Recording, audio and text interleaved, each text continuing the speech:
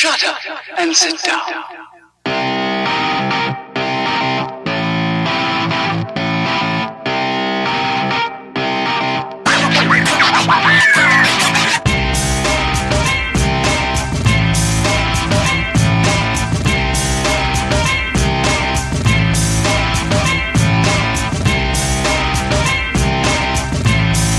All right. Hello, everyone, and welcome to another episode of More Content Talk. That's the only show that cuts through the glam, the glitz, and all the bullshit to bring you the truthiest news that we can find. Today I'm going to be talking a little bit about name-calling, not so much in the traditional sense where people, they say that not calling people names is the answer to every problem, because it's not. Words are words. They're essentially harmless. What I'm going to talk about is how you ruin the definition of words by overusing them. This is actually one of the main ways that language changes. People get bored. They get tired of being called names. And so the definition of the word isn't very meaningful after a certain point of oversaturation. And because of this right here, technology, computers, social media, iPhones and the like, you have a kind of expedited oversaturation now. The oversaturation occurs at a much faster rate than, say, 30, 40, 50 years ago. So you're finding more and more people who are just, being called names and online, oftentimes for no good reason. The main reason people call names online is because they get in debates and they feel that they're losing or not winning or whatever it may be, and so they resort to name calling. And some of the most common name callers are people who also go around and talk about, you're public shaming, you're a bully. And these same people, they use the word narcissist like it's some sort of, universal label for everyone they meet. There are whole groups now online that are dedicated to overcoming narcissism or exposing narcissism. And there's nothing inherently wrong with that. I mean, you can, have whatever social club you like. I don't really care. But it has real repercussions when you go around calling people narcissists who are not narcissists. And there's only an estimated 1% of the population of the world that are narcissists. That's a scientific fact. It's a very rare condition, and it happens under very specific circumstances, especially during child upbringing. So to imply that everyone falls under that category is not only misleading, it's just a lie. The vast majority of people you meet are not narcissists. A person's level of self-confidence is not narcissism, because there are many people who just have good self-confidence, right? They don't care when someone criticizes them or whatever. And so to some people that comes off as arrogance. To some people that comes off as narcissism when a person has self-confidence. But it's not. It's not, and you should really reject the whole idea anyway of going around diagnosing people with mental disorders on the internet after you had, a 5-minute discussion with them, or maybe you saw a few tweets they sent out, and then, I don't know, because you went to the online Academy of Psychiatry, which doesn't exist, but it does in a lot of people's minds. This gives them the right to go around and label people. Well, you have this mental disorder. You have this mental disorder. Okay, well, Nazis do that all the time. So I don't really understand racists and, people who just have a distaste for people with mental disorders. So what exactly are you trying to do? Are you trying to make it so that everyone has sicknesses you don't like, so that justifies your hegemony in a way? In any argument, you just call someone a name and then you win, right? And it's interesting because the word narcissist, you don't hear, alt-right people using that word. This is a very popular mainstream word now. And just do a search on it. Just type in the word narcissist. You'll get 5 million articles about how you can supposedly find out who and who is not a narcissist. It takes years to get a degree in psychiatry. Okay? It takes a long time. These are doctors. They actually know what they're talking about. Who the hell are you to come in and, bypass all of that schooling? You didn't, even if you've been to college, you still, if you don't have a degree in psychiatry, how are you able to blanket diagnose people? Why is that acceptable in the modern world today?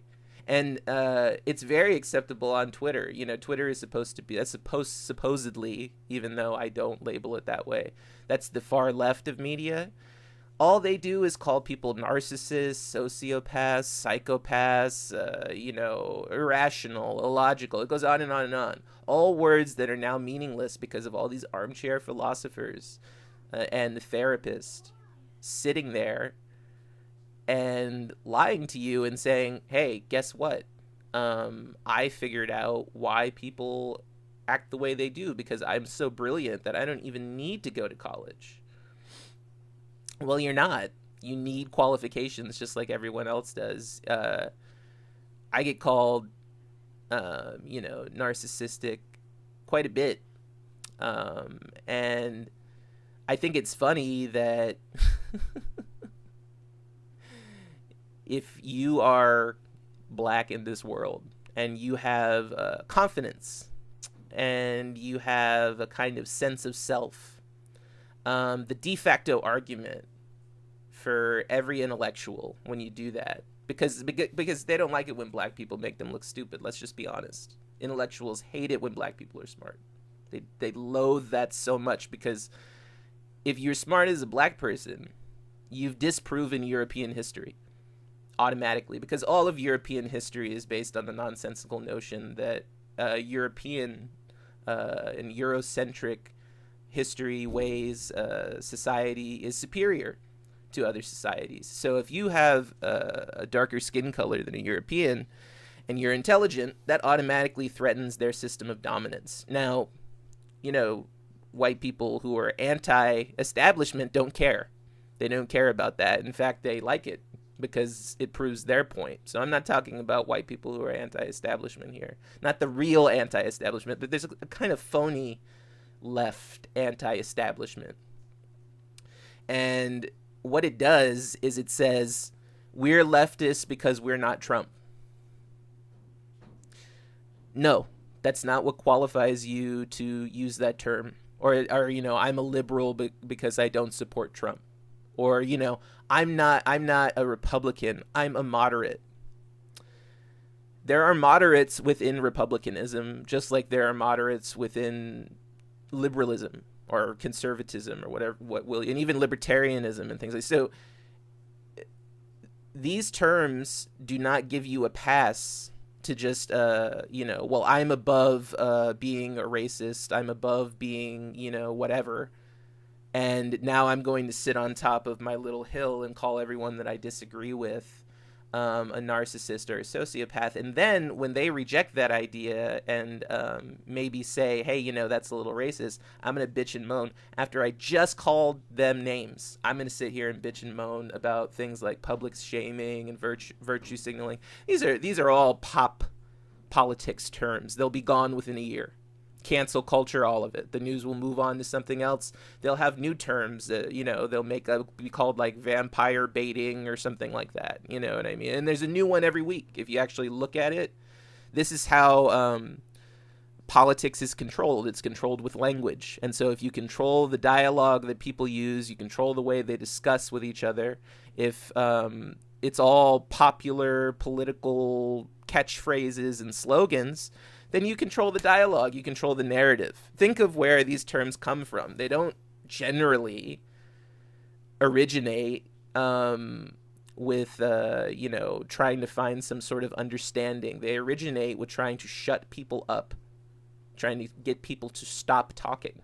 And I'm not saying that that's what psychiatrists are doing. I'm saying that that's what people who take the language of psychiatrists and then blast it all over social media as if it's enlightening or something, as if we haven't heard the same argument 10 million times, as if every idiot who has no argument doesn't go around calling people names. And it's the same thing that you had when you were, in school and there was a bully who that was always the tactic, was just, well, I don't like you, so I'm going to call you a name.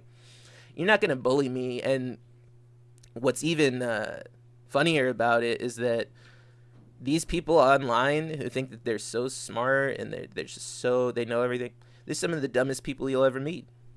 And that's just the reality, because a person who thinks that they're wise is a fool, just like Shakespeare said. But a lot of these idiots think they're smarter than Shakespeare. That's the thing. And they haven't written anywhere near as much. They haven't gained any real accolades other than just, a bunch of people follow them on Twitter.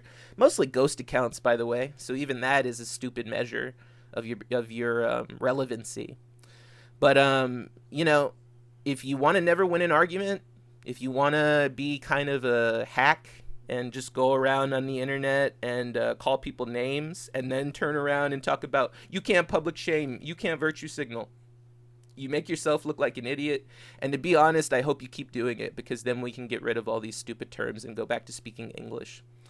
All right. Thank you very much for joining me here today. If I virtue signaled, public shamed, whatever the hell, I don't really care. Don't bother me on my comment section using terms like that. I'll ignore you or make fun of you, one or the other. Probably make fun of you. But, hey, that's the way I am, and I'm not going to change for anyone. All right. If you enjoyed the show today, you can check us out at More Content Talk, one word, on Instagram, TikTok, and YouTube.